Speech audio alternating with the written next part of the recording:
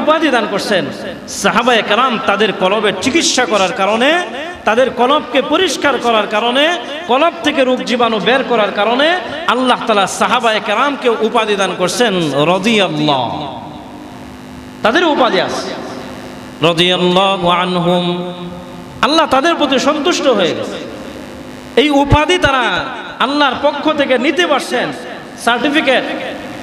এখন কিয়ামত পর্যন্ত আনেওয়ালা আমি আর আপনি, আমরা যারা আছি, কিয়ামত পর্যন্ত নবীর উম্মত যারা আসবে, আশরাফুল মাখলুকাত যারা আসবে, আল্লাহ তাআলা ওই সকল বান্দা বান্দিরা যদি তাদের কলবের পরিষ্কার, কলবকে চিকিৎসা করে সুস্থ কলবওয়ালা মুসলমান হয়, সুস্থ আত্মাওয়ালা মুসলমান হয়, আল্লাহ তাদের জন্য কোনো উপাধি রাখে নাই? তাদের জন্য উপাধি আছে। আল্লাহ তাআলা রিজার্ভ করে রেখে দিয়েছেন। কিয়ামত পর্যন্ত যারা আত্মা শুদ্ধিওয়ালা মুসলমান হবে, আল্লাহ যেই প্রকার মুসলমান হওয়ার জন্য বলছেন, তাদের আত্মার মধ্যে কোনো রোগ নাই, তাদের কলবে কোনো রোগ নাই, কলবটা রোগ জীবাণুমুক্ত একটা কলব, এমন মুসলমান যারা হবে, আল্লাহ আসমান থেকে তাদের জন্য ঘোষণা করবেন, ওলিউল্লাহ, তুমি হলো আমার ওলি, তুমি আমার বন্ধু। আল্লাহ তাদের জন্য ঘোষণা করবেন। এই জন্য আমার আপনার আত্মা, আমার আপনার কলব, এটা হলো আসল। আমার শরীরের অঙ্গ প্রত্যঙ্গ যে আল্লাহ তাআলা যতগুলি দান করছেন, সমস্ত অঙ্গ প্রত্যঙ্গগুলির উপরে সবচেয়ে বড়, সবচেয়ে উত্তম যে অঙ্গ আল্লাহ তাআলা দান করছেন, ওটার নাম হলো কলব, আত্মা। মানুষের এই কলবের যখন অসুস্থতা চতুর্দিকে কলবকে নষ্ট করে ফেলে, তখন ইবাদত করেও মানুষ জাহান্নামী হয়ে যায়। আর অনেকে আছে ইবাদত তো ভালোই লাগে না, ইবাদত তার কাছে বিরক্তকর একটা বিষয়। মসজিদে আজান হওয়ার পরে মসজিদে আসতে পারে না।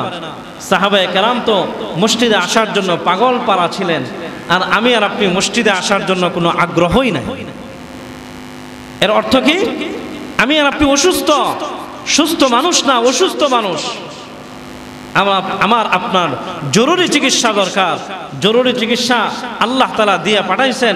ওই চিকিৎসা সেবন করে আমার আপনার আত্মাটাকে পরিষ্কার পরিচ্ছন্ন করা, সুস্থ করা যদি করতে পারি, দুনিয়াও আমার কামিয়াব, পরকালীন জীবনেও আল্লাহ তাআলা আমাকে আপনাকে শ্রেষ্ঠ নিয়ামত আল্লাহ তাআলার পক্ষ থেকে দান করবেন। এজন্য আমার আপনার অন্তরের চিকিৎসা করা, আত্মার চিকিৎসা। গত সপ্তাহে বলতেছিলাম আত্মার রোগ আছে অনেক, মৌলিক রোগ দুইটা বলছিলাম।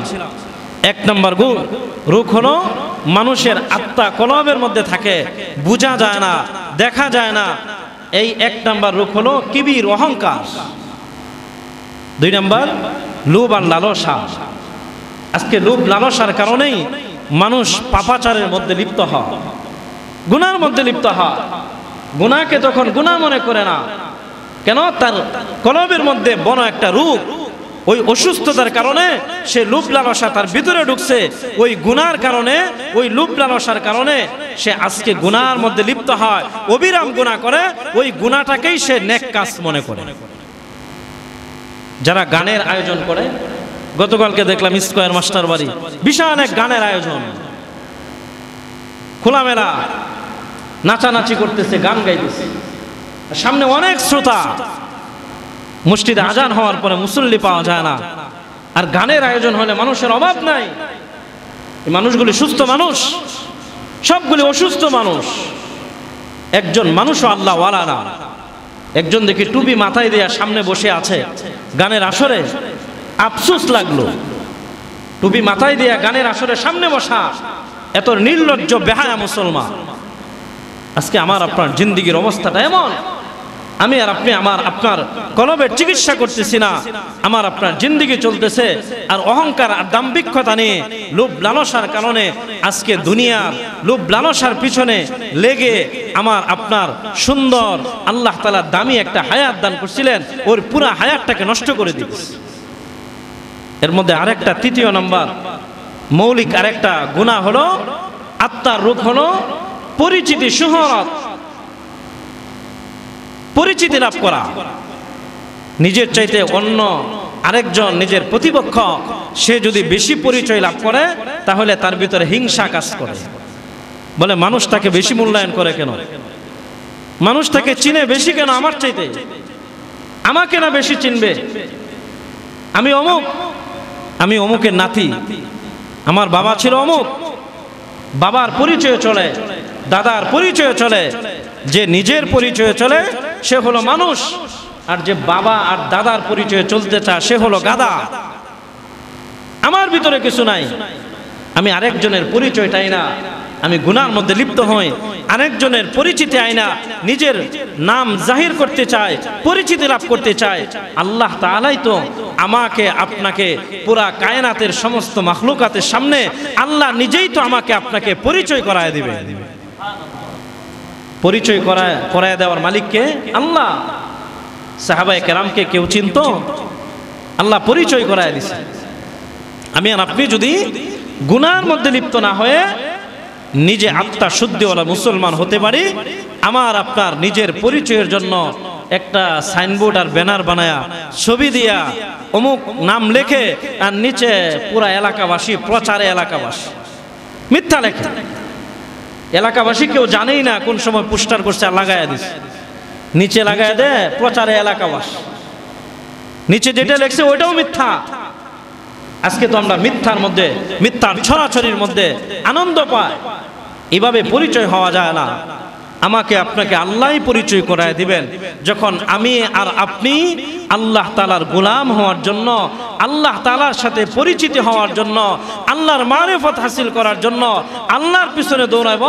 আল্লাহ তাআলা পুরা জগৎবাসীর উপরে আমাকে আপনাকে কিয়ামত পর্যন্ত আল্লাহ পরিচিতি দান করে দিবেন। নবী আলাইহিস সালাতু ওয়াস সালামকে মানুষ চিনত না। আমার আপনার নবী যখন কালিমার দাওয়াত দিয়ে মানুষের দ্বারে দ্বারে যা, নবীকে ওইরকম মানুষ চিনে না। আপনার বিরুদ্ধাচরণ করবে কেউ, কাজ হবে না যদি আল্লাহকে আমি আর আপনি রাজি করতে পারি। আল্লাহ যদি চান আমাকে আপনাকে সম্মান সকলের ঊর্ধ্বে দিবেন, হাজার বাধা দেওয়ার পরেও কেউ ছিনায় নিতে পারবে না। কারণ ইজ্জত দেওয়ার মালিক তো আল্লাহ, ইজ্জতের ভান্ডার তো আল্লাহর হাতে। আজকে জোর করে ইজ্জত নেওয়ার চা, জোর করে সম্মান নিতে চা, ছিনায়া সম্মান নেওয়ার জন্য আজকে মানুষ পাগল পারা। কিসের জন্য করে এগুলি? তার ভিতরে আছে লোভ আর লালসা, তার ভিতরে আছে বড় রূপ। এই অসুস্থ হওয়ার কারণে অন্যেরটা ছিনায় নিতে চা। আর তার ভিতরে যখন রূপ থাকবে না, তার কলবটা যখন পরিষ্কার পরিচ্ছন্ন হবে, তখন সে আল্লাহর গোলামি করবে, আল্লাহর পিছনে দৌড়াবে। আল্লাহ যদি রাজি হয়ে যায়, আল্লাহ তাআলা তার ইজ্জত আর সম্মান সকলের ঊর্ধ্বে করে দিবে, কেউ বাধা দেয়া ফিরে রাখতে পারবে না। আজকে আমরা সেটা করি না কেন? আমার আপনার ভিতরে রোগ আছে। সবাই চায় নিজের সুনাম, সবাই চায় ইজ্জত, সবাই চায় আমাকে মানুষ ভালো বলুক, আমাকে আপনাকে মানুষ ভালো বলবে, আল্লাহর ফেরেশতারাও ভালো বলবে, জমিনের প্রত্যেকটা মাখলুকাত ভালো বলবে, প্রত্যেকটা মাখলুকাত আমার আপনার জন্য দোয়া করবে। কোন সময় যখন আমি আর আপনি হব আল্লাহ ওয়ালা, আল্লাহর সাথে যখন সম্পর্ক, আল্লাহর সাথে যখন আমি আর আপনি পরিচিত হব। আর আল্লাহর সাথে পরিচয় হওয়ার মাধ্যম হলো গুনাহ না, আল্লাহর সাথে পরিচয় হওয়ার মাধ্যম হলো আল্লাহর হুকুম মানা, আল্লাহর গোলামি করা। যে যত বেশি আল্লাহর গোলামি করবে, আল্লাহর সাথে তার আব্দিয়াতের সম্পর্ক হয়, আল্লাহর সাথে তার পরিচিতি হয়, আল্লাহর সাথে তার সম্পর্ক কায়েম হয়, তখন আল্লাহ তাআলা পুরা জগৎবাসীর উপর তাকে পরিচয় দিয়া আল্লাহ তাআলা ফেরেশতাদেরকে ঘোষণা করে, আমি অমুক বান্দাকে পরিচয় করে দিলাম, আমি অমুক বান্দাকে ভালোবাসি, তোমরাও ভালোবাসো, পুরা জগৎবাসীর উপর ঘোষণা করে দাও। তখন মানুষ তাকে রাস্তাঘাটে দেখলেই বলে আসসালামু আলাইকুম। কেউ বলে ভাই, কেউ বলে চাচা, কেউ বলে দাদা, কেউ বলে নানা। আর জোর করে ছিনায়া, কারো ইজ্জত ছিনায়া নিজেকে প্রকাশ করার প্রয়োজন হয়। নবী আলাইহিস সালাতু ওয়াস সালাম যখন মক্কা, নবীকে কাউ বেশি একটা চিনে না। নবী যখন নবী হলেন, আর নবীর কলব তো ছিল পরিষ্কার, কলবে কোনো রোগ নাই, কালিমার দাওয়াত দেওয়া শুরু করলেন। মক্কার মানুষগুলি, নিজের আপনজন, কাছের মানুষ নবীর বিরুদ্ধাচরণ শুরু করলো। আবু জেহেল, উতবা, সাইবা, মুগীরা, উমাইয়া ইবনে খালাফ, উবাই ইবনে খালাফ থেকে শুরু করে যত কাফের লিডার ছিল সবাই নবীর বিরুদ্ধাচরণ শুরু করছে। মক্কা যখন বাইতুল্লাহ জিয়ারতের সময় আসলো, তারা সিদ্ধান্ত নিল আব্দুল্লাহর ছেলে মুহাম্মদের কাছে কাউকে আসতে দেওয়া যাবে না। যদি কেউ আসে তাহলে মুহাম্মদের কাছে আসলেই বাপদাদার ধর্ম ত্যাগ করে কালিমা গ্রহণ করবে। এই ভয় নবীকে কালিমা লেপন করবার জন্য, ছোট করবার জন্য, হেয় প্রতিপন্ন করবার জন্য মক্কার ঢুকার যতগুলি রাস্তা ছিল রাস্তার মুড়ে মুড়ে লোক বসায় দিছে আবু জেহেলের নেতৃত্বে। যে আসে বলে মক্কা যাবা, তওয়াফ করবা, সাবধান, আমাদের একটা ভাতিজা আছে, তার নাম মুহাম্মদ, তার বাবার নাম আব্দুল্লাহ, আব্দুল্লাহর ছেলে মুহাম্মদের কাছে যাবা না। লোকজন জিজ্ঞাসা করে কেন? বলে আব্দুল্লাহর ছেলে মুহাম্মদ না পাগল, সে পাগল, তার কাছে যাবা না। দিলের মধ্যে মহাব্বত, ভালোবাসা ঢুকায় দেওয়ার মালিককে আল্লাহ। তারা যখন বাধা দেয়, আল্লাহ বলে তোরা বাধা দিস, আমার নবীর প্রতি মহাব্বত প্রত্যেকটা মানুষের দিলে আমি আল্লাহ ঢুকায় দিলাম। তারা বাধা দেয়, আর সবগুলি মানুষ চিন্তা করে পাগলের কাছে যাব না। তারা এভাবে বাধা দেওয়ার কারণ কি? পাগলটা কেমন, একটু যাই একটু পাগলটা দেখে আসি। আল্লাহ বলছেন কোরআনের মধ্যে চ্যালেঞ্জ করে, আমার নবীকে পাগল বলো, আমি আল্লাহ চ্যালেঞ্জ ছুড়ে দিলাম। নুন ওয়াল কলামি ওয়া মা ইয়াসতুরুন মা আনতা বিনি'মাতি রাব্বিকা বিমাজনুন ওয়া ইন্নাকা লাআলা খুলুকিন আযীম। আল্লাহ চ্যালেঞ্জ ছুড়ে দিয়েছেন, নুন ওয়াল কলাম ওয়া মা ইয়াসতুরুন। আল্লাহ একটা কলমের কসম খাইছেন। এই সূরার মধ্যে ছোট্ট একটা কলম, ওয়াল কলম ওয়া মা ইয়াসতুরুন। আল্লাহ একটা কলমের কসম খাইছেন। এটা সাধারণ কলম? যেই কলম দেয়া অবৈধ জিনিস লেখা হয় ওই কলম, দুর্নীতি করা হয় ওই কলম। আল্লাহ তাআলা যখন জমিন সৃষ্টি করে নাই, আসমান সৃষ্টি হয় নাই, কোনো মানুষ সৃষ্টি করে নাই, কোনো গাছপালা তরুলতা কোনো কিছু আল্লাহ যখন সৃষ্টি করে নাই, আল্লাহ যখন ছিলেন একা, ওই আল্লাহর পরেই আল্লাহ সর্বপ্রথম যেই বস্তুটা আল্লাহ সৃষ্টি করছেন ওই বস্তুটার নাম হলো কলম। আল্লাহ প্রথম একটা কলম সৃষ্টি করছে। আল্লাহ নিজের অস্তিত্বের পরে আল্লাহ প্রথম যে জিনিসটা জমিনে অস্তিত্ব দান করছেন ওইটার নাম ছিল কলম। এটা আজীব এক কলম, যেটা আল্লাহ কোরআনের মধ্যে বলছেন, নুন ওয়াল কলামি ওয়া মা ইয়াসতুরুন। ওই কলমটা আল্লাহ প্রথম, আল্লাহর পরেই পুরা পৃথিবীর মধ্যে অস্তিত্ব দান করছেন। প্রথম আল্লাহ কলমটা লেখছেন, কলমটা সৃষ্টি করছেন। সৃষ্টি করে আল্লাহ তাআলা বলছেন লেখো। কলম আল্লাহর সাথে আবার কথাও বলছে। হাদিসের মধ্যে আছে কলম বলছেন উক্তুব, হে আল্লাহ কি লিখবো? আল্লাহ বলছেন লেখো। আমার আরশ মহল্লা, আমার লৌহ কলম, আমার কুরসি, আমি যেই জায়গায় বসবাস করব, এটা কবে সৃষ্টি হবে, কবে থেকে শুরু হবে, এটার তকদির লেখো। আসমান কবে সৃষ্টি করব, কয়দিনে সৃষ্টি করব, আসমান কবে ধ্বংস হবে, জমিন কবে আমি স্থাপন করব, জমিন কবে ধ্বংস হবে, দুনিয়ার যত গাছপালা তরু লতা যত মাখলুকাত আমি আল্লাহ তাআলা সৃষ্টি করব, প্রত্যেকটা সৃষ্ট জীবের তকদির লেখো। কলমকে আল্লাহ আদেশ করছেন।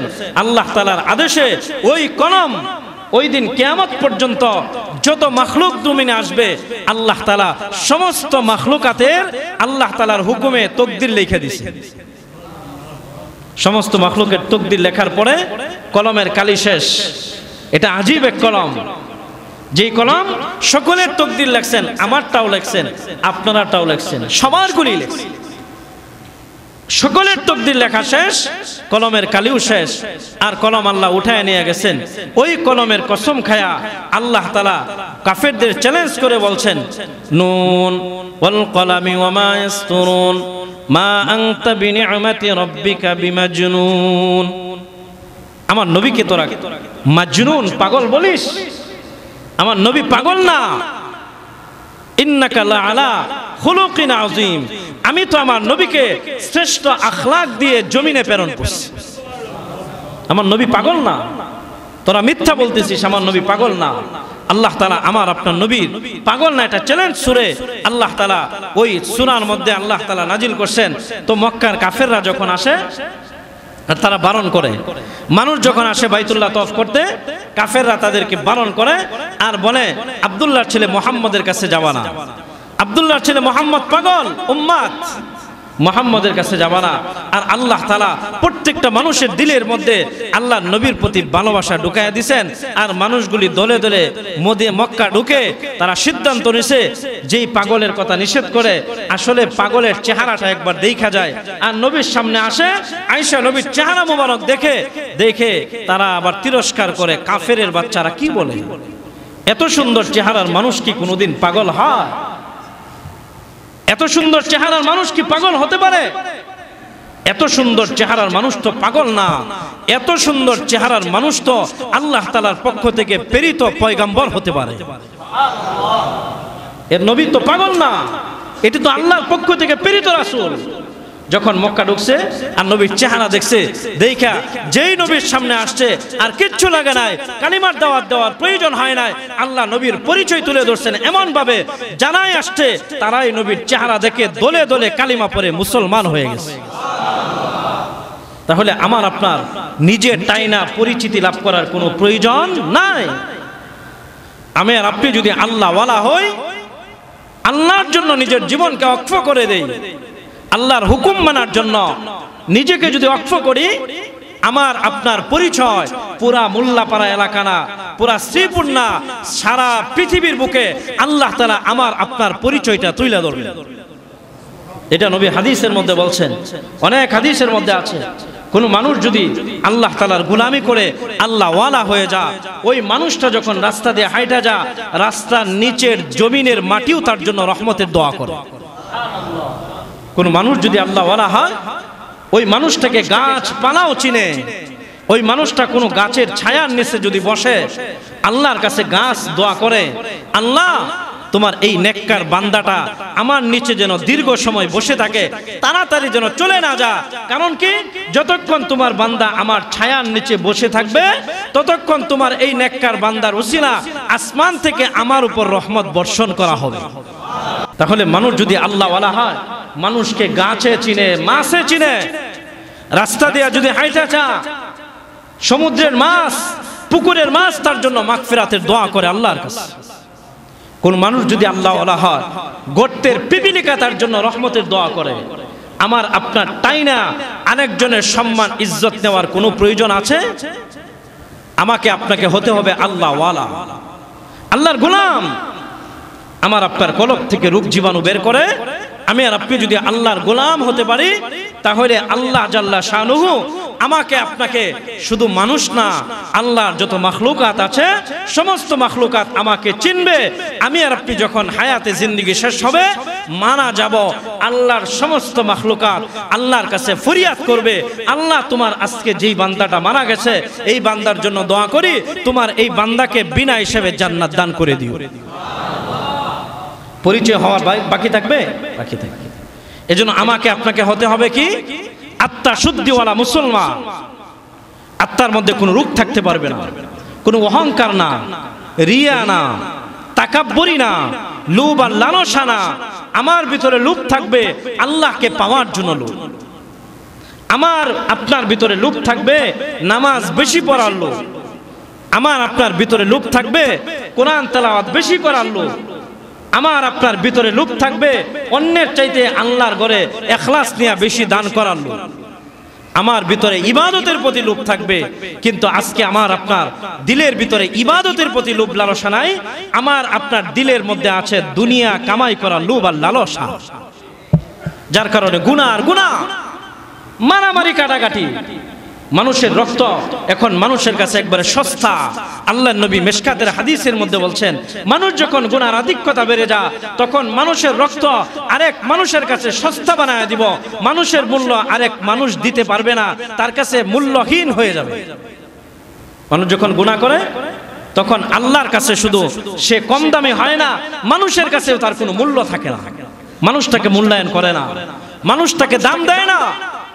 ক্ষমতা আছে, পিস্তল থেকে সম্মানের সামনে আড়ালে গেলেই বকাবদ্ধ করে, বলে এর চাইতে দুশ্চরিত্রের একজন লোক এই সমাজে নাই, অভিশাপ দেয় যে লোকটা মানা যায় না কেন।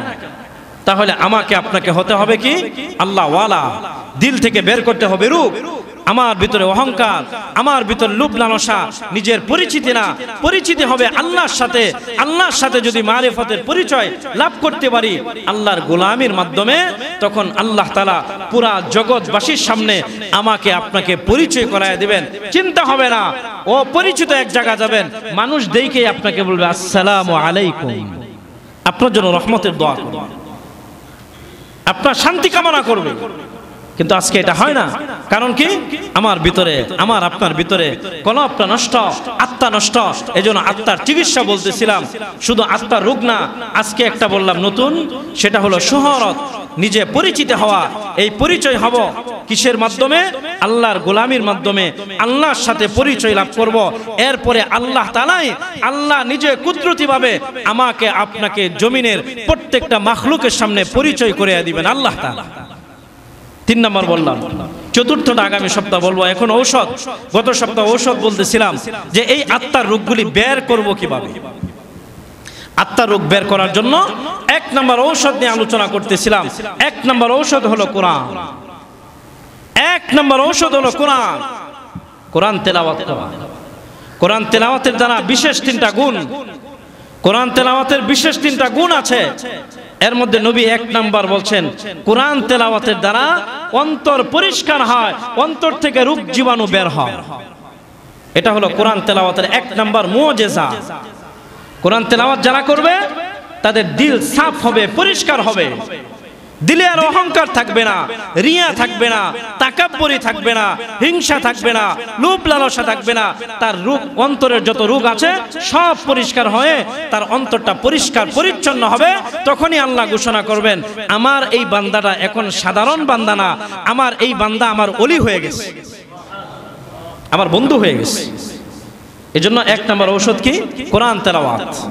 কোরআনের 1 নম্বর মুজিজা হলো, বিশেষ ফায়দা হলো কোরআন তেলাওয়াতের দ্বারা অন্তর পরিষ্কার হয়।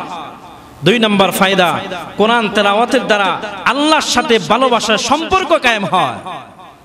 আল্লাহ বলছেন, আমার সাথে সম্পর্ক করতে চাও, আমার কালাম তেলাওয়াত করো। যত বেশি আমার কালাম তেলাওয়াত করবা, আমার সাথে তোমার সম্পর্ক হবে, আমার সাথে কথা বলবা, আমার সাথে ভালোবাসার সম্পর্ক হবে। এজন্য গত সপ্তাহ বলতেছিলাম যে আমি আর আপনি 30 পারা পারি না। 30 পারা কোরআন তেলাওয়াত করার সৌভাগ্য নাই, ছোটবেলা শিখি নাই, এখন তো আর শিখতে পারবো না। কি করব? বিসমিল্লাহ শরীফটা তেলাওয়াত করব। বিসমিল্লাহর মধ্যে অক্ষর কয়টা? 19টা। বিসমিল্লাহর অক্ষর কয়টা? 19টা। তাফসীরে কাবীরের মধ্যে আল্লামা ফখরুদ্দিন রাজি রহমাতুল্লাহ আলাইহি উনি লিখছেন, কোরআন শরীফের বিসমিল্লাহর অক্ষর হলো 19টা। আল্লাহ তাআলার জাহান্নাম যে পাহারাদারি করতেছে, জাহান্নামের প্রহরী ফেরেশতার সংখ্যা হলো 19টা। আল্লাহর জাহান্নাম বহন করে দাঁড়ায় আছে ফেরেশতার সংখ্যা হলো 19টা। তাফসীরে কিতাবের মধ্যে হাদিস নিয়ে আসছেন, আব্দুল্লাহ ইবনে মাসউদ রাদিয়াল্লাহু আনহু থেকে হাদিস বর্ণিত, রাসূল বলছেন 19টা অক্ষর বিসমিল্লাহর মধ্যে আছে। যারা দৈনিক বেশি বেশি বিসমিল্লাহ পাঠ করবে, আল্লাহ তাআলা ময়দানে মাশরে তাদেরকে ওই জাহান্নামের আযাব গজবের 19 ফেরেশতার হাত থেকে আল্লাহ নিজে রক্ষা করে তাদেরকে জান্নাত দান করে দিবেন। এজন্য বিসমিল্লাহ বেশি বেশি পাঠ করা। আমি কোরআন তেলাওয়াত করতে পারি না। কোরআনের 114টা সূরা, 113 সূরা শুরু হলো বিসমিল্লাহ দিয়া। 1 সূরা শুরুতে বিসমিল্লাহ নাই, সেটা হলো সূরাতুত তাওবা।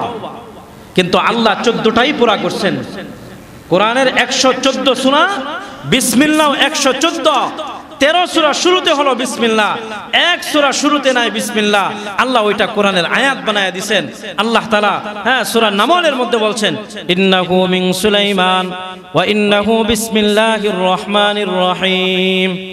সূরা নামলের আয়াত নাযিল করে আল্লাহ তাআলা 114 সূরা, আল্লাহ তাআলা 114টা বিসমিল্লাহ আল্লাহ তাআলা নাযিল করছেন আমার আপনার জন্য মহা এক ঔষধ। আমি আর আপনি বিসমিল্লাহ তেলাওয়াত করব। আয়াত অক্ষর আছে 19টা। 1 অক্ষর তেলাওয়াতের দ্বারা আল্লাহর রাসূল বলছেন, বান্দা যদি একটা হরফ উচ্চারণ করে, আলিফ, বান্দার আমলনামা নেকি দেওয়া হয় কয়টা? 10টা। কয়টা নেকি দেওয়া হয়? 10টা।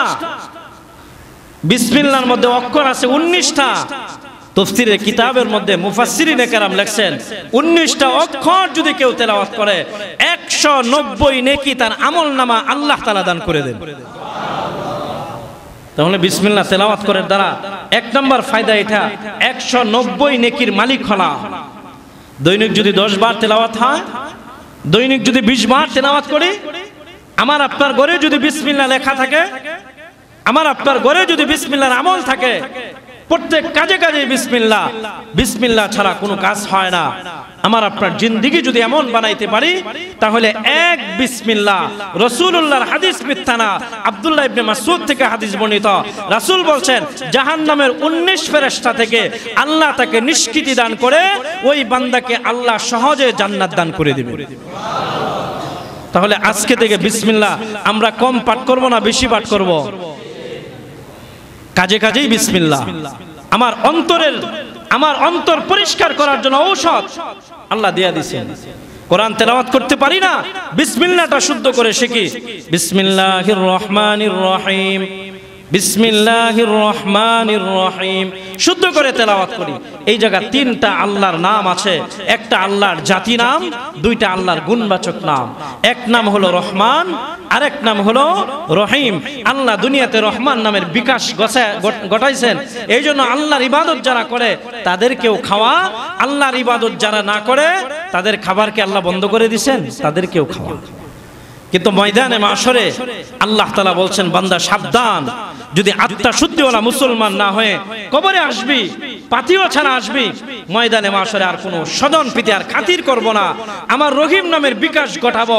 ময়দানে মাশরে যারা নেককার হবে তাদের উপরে আমার রহিম, আমার দয়া আমি আল্লাহ দান করব। আর যারা পাপিষ্ট হয়ে আসবি তাদেরকে আমি আল্লাহ দূরে সরাইয়া দিব, এবং এমন দূরে আমি আল্লাহ তাদেরকে জাহান্নামে নিক্ষেপ করে দেব। দুনিয়াতে রহমান নামের উসিলা খাইতেছি, নেক কাজ করলেও খাওয়া, গুনাহ করলেও খাওয়া, জিনা করলেও খাওয়া, সুদ খাইলেও খাওয়া, সুদ না খাইলেও খাওয়া। আজকে আমরা গুনার মধ্যে লিপ্ত। সুদ তো আজকে মহামারী এক গুনাহ। সুদ ছাড়া তো মানুষের জীবনই চলে না, অথচ সুদ এত বড় গুনাহ। নবী আলাইহিস সালাতু ওয়াস সালাম মেরাজের রাতে জাহান্নামের কিছু আযাবের দৃশ্য দেখে আসছেন। আল্লাহ নবী বলছেন আমাকে যখন জাহান্নাম দেখানো হলো, আমি গেলাম জাহান্নামে, যায় দেখে একটা রক্তের নহর, একটা রক্তের নহর। এই রক্তের নহরের মাঝখানে একজন মানুষ রক্তের মধ্যে হাবুডুবু খাইতেছে। সে কিনারে সাঁতরায় আসতে চায়, কিনারে আরেকজন ব্যক্তি দাঁড়ায় আছে, তার হাতে একটা পাথর। সে ওই পাথর নিয়ে যখন কাছে আসে তার শরীরে পাথর নিক্ষেপ করে, পাথরের আঘাতে আবার মাঝখানে চলে যায়। সে বারবার চেষ্টা করে কিনারে আসার জন্য, পাথর নিক্ষেপ করে আবার মাঝখানে চলে যায়। আল্লাহর নবী জিব্রাইলকে বলছেন, ভাই জিব্রাইল, এটা কে যে রক্তের নহরের মধ্যে হাবুডুবু খাইতেছে, কিনারে আসতে চায়, আসতে দেওয়া হয় না, কারণটা কি? আল্লাহর নবীকে জিব্রাইল বলছেন এটা হলো রক্ত পিপাসু মানুষের, দুনিয়াতে সুদের মধ্যে লিপ্ত ছিল, সুদের টাকা লাগাইতো, মানুষের রক্ত চুষে খাইতো, এই জন্য কিয়ামত পর্যন্ত তার শাস্তি আল্লাহ তাআলা এই সুদের রক্ত পিপাসু হওয়ার কারণে এই রক্তের মধ্যে আল্লাহ তাআলা তাকে হাবুডুবু খাওয়াবে। এটা কিয়ামত পর্যন্ত তাকে শাস্তি দেওয়া। আজকে সুদ তো মহামারী, সমাজে সুদখোরের অভাব নাই। সুদে টাকা খা, ঘুষে টাকা খা, আপনার ইবাদত আল্লাহ কবুল করবে না। সুদের টাকা দিয়ে মসজিদ বানান, কাজ হবে না। সুদের টাকা দিয়ে মাদ্রাসা করেন, কাজ হবে না। সুদের টাকা দিয়ে দান করেন, কবুল হবে না। সুদের টাকা দিয়ে হজ করবেন, আল্লাহ চায় না ওই হজ। সুদে টাকা উপার্জন করে ওই টাকা খেয়ে আপনি নামাজ পড়বেন, আল্লাহ লাথি দিয়ে সরায়া দিবে, তোর মতো নামাজে আমার প্রয়োজন নাই। দোয়া করবেন, আল্লাহ দোয়া রিটার্ন দিবে, তোর দোয়া আমি কবুল করব না। সুদ মানুষকে ধ্বংস করে দেয়। কিন্তু আজকে সমাজে আমরা সুদ ছাড়া চলতে পারি না। বলবেন হুজুর কিভাবে চলবো সুদ ছাড়া? আমি না খাইলাম একবেলা, সুদের দিকে যাব না, আমি আমার মালিকের দিকে তাকায় থাকবো। আমার রিজিক দেওয়ার মালিক তো আমার আল্লাহ। আল্লাহ তো বলছেন বান্দা তোকে কষ্ট দিব না। আল্লাহ কি রিজিক না দিয়ে আমাকে আপনাকে কষ্ট দিবে? আল্লাহ তো কোরআনের মধ্যে বলছেন ওমা মিন দাব্বাতিন ফিল আরদি ইল্লা আলাল্লাহি রিজকুহা। জমিনে তোমরা বিচরণ করবা, আমার গোলামি করবা, আর তোমাদেরকে অনাহারে রেখে আমি কষ্ট দিব না। আমি আল্লাহ, তোমার রিজিক তো আমার হাতে, তুমি আমার গোলাম হবা, তোমার কাছে ইজ্জত ওয়ালা রিজিক আমি তোমার মুখের সামনে উঠাইয়া দিব। রিজিক কার হাতে? আল্লাহ। আজকে আমি আর আপনি আল্লাহর দিকে তাকাই না, গুনার মধ্যে লিপ্ত হয়। মাঝখানে প্রাসঙ্গিক বললাম, এজন্য আমি আর আপনি সুদে টাকা দেই কেন? সুদে টাকা নেই কেন? ঘুষ নেই কেন? ঘুষ দেই কেন? আমার আপনার আত্মা পরিষ্কার না, আমার আপনার দিলের মধ্যে রোগ আছে, রোগ। এজন্য লোভ লালসার কারণে নিজের টাকা বাড়ো, সুদে আসুক না ঘুষে আসুক চিন্তা করি না। আমার আপনার রোগটা পরিষ্কার করার জন্য আল্লাহর কোরআনের তেলাওয়াত লাগবে। কোরআন তেলাওয়াত করব, অন্তর পরিষ্কার হবে। তখন সুদ যে হারাম সেটা আমার অন্তর আমাকে বলে দিবে, আমার অন্তর সেটাকে বলে দিবে। আজকে অন্তর বলে না, টাকা আসলেই হলো, হারাম না হালাল সেটা দেখার বিষয় না। এভাবে যদি জিন্দেগি চলে তাহলে আজরাইল আসবে, আমার আপনার মৃত্যুর চিত্র খুব ভয়াবহ। রাসূল করিম সাল্লাল্লাহু আলাইহি ওয়াসাল্লাম বলছেন, এক নম্বর ঔষধ তুমি তোমার সুস্থ করো আত্মাটাকে, এক নম্বর ঔষধ সেবন করো, কোরআন তেলাওয়াত করো। পারো না কোরআন তেলাওয়াত, দৈনিক কোরআনটা হাতে নেও, হাতে নিয়ে তুমি কোরআনটাকে চুমা দাও, চুমা দেয়া বুকে জড়ায় ধরো, আর আসমানের দিকে তাকায়া চোখ দিয়ে পানি ফালানোর চেষ্টা করো। চোখের পানি যেন তোমার বুক বেজে যায়। মালিককে বলো, মালিক আমি কোরআন ছোটবেলা শিখি নাই, আজকে আমি আত্মা শুদ্ধিওয়ালা মুসলমান হতে চাই। তোমার কোরআন হাতে নিলাম, তোমার কোরআনের উসিলা আমার কলবটাকে পরিষ্কার পরিচ্ছন্ন করে দাও। কোরআনটা হাতে নেই। হযরত আলী রাদিয়াল্লাহু আনহু, হাদিসের মধ্যে আছে, হযরত আলী দেখতেছেন এক মানুষ, সে খুব মনোযোগ দিয়া বিসমিল্লাহ লিখতেছে। হযরত আলী কাছে দেয়া দেখছেন সে বিসমিল্লাহ লেখে। হযরত আলী বলছেন, ভাই কি লিখতেছো? বিসমিল্লাহ মুহাব্বতের সহিত খুব ভালো করে লেখো। হযরত আলী বলছেন, মুহাব্বতের সহিত ভালোবাসা নিয়ে সুন্দর করে বিসমিল্লাহটা লেখো। তোমার পূর্বে এক ব্যক্তি আল্লাহর এই কালাম বিসমিল্লাহ সুন্দর করে লেখার কারণে এক আমলের বিনিময়ে তার সারা জীবনের গুনাহ আল্লাহ মাফ করে দিয়েছে। তাহলে বিসমিল্লাহ আমার আপনার ঘরে সুন্দর করে বিসমিল্লাহ লিখে রাখবো। ঘর থেকে আজাব গজব দূর হবে, মানুষের ছবি টানায় রাখবো না। আজাব গজব আমার ঘরে আসার জন্য ত্বরান্বিত করব না। আমার ঘরে থাকবে আল্লাহর নাম লেখা, লা ইলাহা ইল্লাল্লাহ আমার দরজার সামনে লেখা থাকবে, আমার ঘরের সামনে লেখা থাকবে বিসমিল্লাহ। যখন আমি মাসনুন দোয়াগুলি ঘরে আমি লিখে রাখবো, চতুর্দিকে ইচ্ছা অনিচ্ছা আমার জবানে বের হবে লা ইলাহা ইল্লাল্লাহ। রাত্রে শোয়ার সময় বের হয়ে যাবে। হযরত আলী রাদিয়াল্লাহু আনহু আরেক কথা বলছেন, এক ব্যক্তি আপনার বিসমিল্লাহর একটা লেখা কাগজ পাইছে। কাগজ পাওয়ার পরে কাগজটা কি করবে?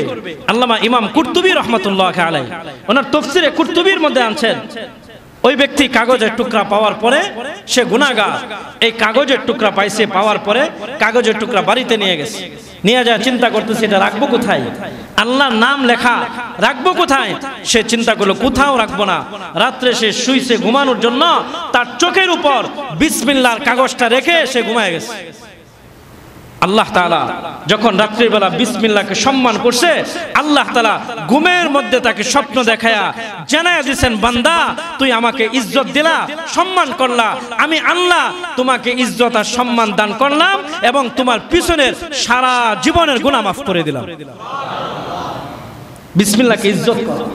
আজকে আমি আর আপনি বিসমিল্লাহ পারি না শুদ্ধ করে পড়তে, বড় কপাল পুরা, বড় আফসোস আমার আপনার জন্য। তাফসীরে কিতাবের মধ্যে আছে, কোন মানুষ যদি, আমি আর আপনি রিজিকের জন্যই তো হারাম খাই, সুদে টাকা লাগাই, ঘুষে টাকা লাগাই, ঔষধ নিয়ে যান। তাফসীরে কিতাবের মধ্যে মুফাসসিরিনে কেরাম লিখছেন দৈনিক 150 বার। কতবার?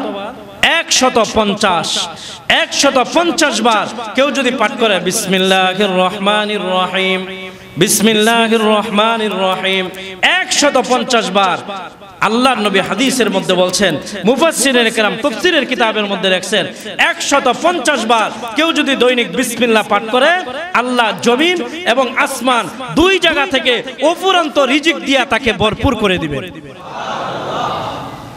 কয় শতবার? 150। আপনার ব্যবসা লাভ নাই, ব্যবসার চেয়ারে বসে কাস্টমার নাই, বসে বসে পাঠ করেন বিসমিল্লাহ, আপনার অন্তর পরিষ্কার হবে, রিজিকও আল্লাহ তাআলা দিয়া দিবেন। আরেকটা আমল, তাফসীরে কিতাবের মধ্যে আছে, কেউ যদি রাত্রে ঘুমানোর সময় 21 বার, রাত্রে ঘুমানোর সময় কতবার? 21 বার বিসমিল্লাহ পাঠ করে রাত্রে ঘুমা, ওই রাত্রে যদি সে মারা যায়, আল্লাহ তাআলা তাকে ঈমানের হালতে শহীদি মওত দান করে আল্লাহ তাকে বিনা হিসাবে জান্নাত দান করবেন। আরেকটা হলো 21 বার কেউ যদি বিসমিল্লাহ পাঠ করে, তাফসীরে কিতাবের মধ্যে আছে, ওই ব্যক্তি রাত্রে ঘুমাইলো, নিজের জান, নিজের স্ত্রী, নিজের ছেলে মেয়ে, নিজের আত্মীয় স্বজন, নিজের ঘর বাড়ি, নিজের ধন দৌলত, টাকা পয়সা, ব্যবসা, সবকিছু আল্লাহ তাআলা নিজে কুদরতের হাতে আল্লাহ নিজে হেফাজত করবেন। চুরে তার মাল নিতে পারবেন না।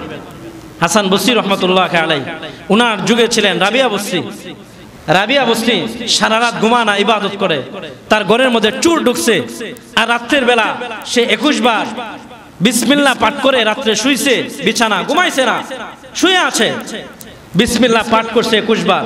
তার ঘরের মধ্যে চোর ঢুকছে, ঢুকে মাল সামান সব বস্তা বুঝাই করে, এখন মাথা উঠায়া চোর যা ঘর থেকে বের হয়ে মাল নিয়ে যাবে, চোর চতুর্দিকে ঘরের ঘুরে দরজা খুঁজা পায় না। হেফাজত করা মালিক কে? আল্লাহ। চোর ঘুরে মাথা বুঝাই নিয়া এখন আর দরজা খুঁজা পায় না। রাবিয়া বসরি দেখতেছে, চোর বারবার চেষ্টা করে, দরজা পায় না, মাথার বুঝা নামাইছে, নামায় আবার দেখে দরজা কোন জায়গা, আবার টার্গেট করি, তারপরে বুঝা মাথায় নিব। এখন মাথা থেকে বস্তা নামাইছে, নামানোর পরে সে গেছে যায় দেখে দরজা আছে, আবার বস্তা মাথায় নিছে, নিয়ে আবার দরজার সামনে আসছে, দেখে দরজা নাই, দরজা আর পায় না। এইভাবে যখন কয়েকবার পেরেশান, চোর বারবার চেষ্টা করতেছে, তখন রাবিয়া বসরি ডাক দিয়ে বলছে, চোর তুই আমার মাল নিতে পারবি না, আমি তো ওই মালিকের গোলাম, আমি ঘুমাইছি, তুই ভাবছো সেটা? আমি ঘুমাইতে পারি, আমার মালিক তো কোনো সময় ঘুমায় না। আমার মালিক কি ঘুমা? মালিক ঘুমায় না। আমি মালিকের নামে 21 বার বিসমিল্লাহ পড়ে আমার বিছানা শুয়ে আছি, তুই আমার মাল কিভাবে নিবি? আমার মাল তো হেফাজত করার দায়িত্ব হলো আমার মালিকের কাছে। আমার মালিক তো সজাগ তাকায় আছে তোর দিকে, দরজা খুঁজে কিভাবে পাবি? মাল নিতে পারবি না। আল্লাহ তাআলা আমার মাল হেফাজত করবেন। এজন্য রাত্রে ঘুমানোর সময় আমি আর আপনি যদি 21 বার বিসমিল্লাহ পাঠ করি, আমার জান মাল সবকিছু হেফাজত করবেন কে? আল্লাহ। আজকেতে আমল করবো ইনশাআল্লাহ। মানুষ পাহারাদার দরকার নাই, মানুষ পাহারাদার প্রয়োজন নাই। এজন্য আমি আর আপনি আমার আপনার কলবের আত্মা শুদ্ধির জন্য, কলবটা পরিষ্কার করবার জন্য 1 নাম্বার ঔষধ, সেটা হলো কোরআনে কারীমের তিলাওয়াত। 30 পারা পারি না, বিসমিল্লাহ তিলাওয়াত করি, আমার আত্মা শুদ্ধি হবে, আমার আত্মা থেকে রূহ বের হবে, কলব থেকে রূহ বের হবে, আমি আল্লাহ ওয়ালা হব। আল্লাহ ওয়ালা যদি হতে পারি, আল্লাহ তাআলা আমার আপনার মৃত্যুর সময় কালিমা নসিব করবে এবং ময়দানে মাশরে উঠব, আল্লাহর চেহারা দেখব। আল্লাহ ডাক দিয়ে বলবেন, আবু বকর সিদ্দিকের সাথে তুমি বিনা হিসাবে জান্নাতে যাও। আল্লাহ তাআলা আমাকে এবং সকলকে কোরআনের ঔষধ সেবন করে আমাকে আপনাকে আল্লাহর ওলি হওয়ার তৌফিক দান করুন।